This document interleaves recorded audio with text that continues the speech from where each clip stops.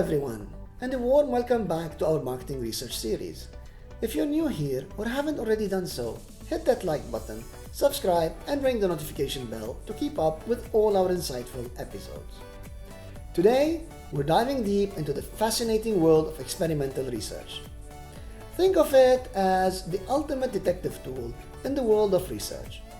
Ready for a learning adventure? On we go!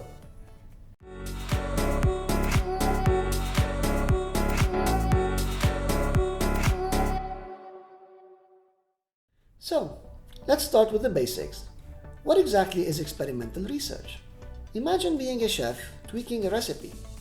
The chef modifies an ingredient, that's our independent variable, and then checks if the cake rises better, our dependent variable.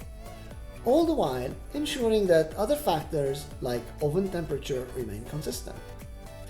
It's such a handy method to test theories, especially when you want to see if one thing affects another. Every well-structured experiment has key components. Let me break them down. We have the independent variable, which is our chef's ingredient to tweak. The dependent variable, that's the outcome we're watching closely, like the cake's rise. Our control group is our standard reference cake, the one without any changes. And the experimental group gets the new recipe. Lastly, random assignment ensures fairness. Think of it as letting luck decide which diner gets which cake slice, making sure our findings are genuinely due to the recipe change. Alright, let's dive deeper into the artistic realm of experimental designs. If you think of experimental research as filmmaking, then choosing your design is much like selecting the perfect genre for your next blockbuster. In the world of experimentation, the true experimental design is the gold standard. It's like directing a meticulously planned sci-fi epic, where every detail is controlled and every plot point is precisely placed. Participants are randomly slotted into roles, either experiencing the thrill of the main storyline or watching from the sidelines in the control group. This level of control allows us to confidently link cause and effect, providing the most definitive insights.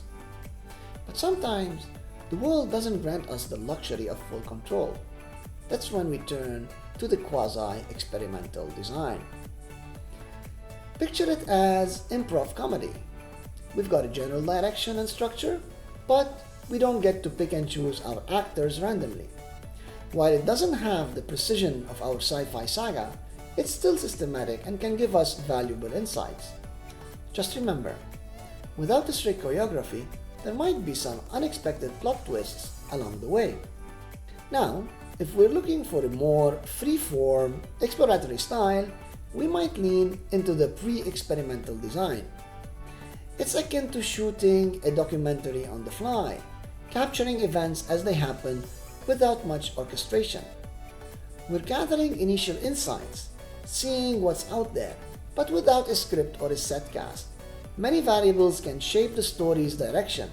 It's quick and often economical, but it's also more susceptible to outside influences.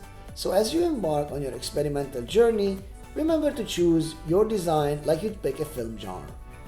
It's not about what's best, but what serves your story and captivates your audience. Alright, some words of wisdom before we conclude.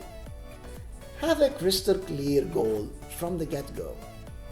Design with your mission, surroundings, and resources in mind. Keep an eye out for any variables that could sway your results. Randomize participants to keep biases at bay. And of utmost importance, always act ethically. Participants' well-being is paramount. There you have it, our deep dive into experimental research. By embracing these methods, you're gearing up to uncover some truly groundbreaking insights.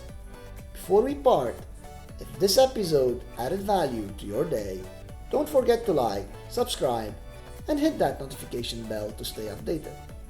Up next, we'll unravel the realm of online surveys and panels. You won't want to miss it. Thanks again for being with us today, and catch you in the next one.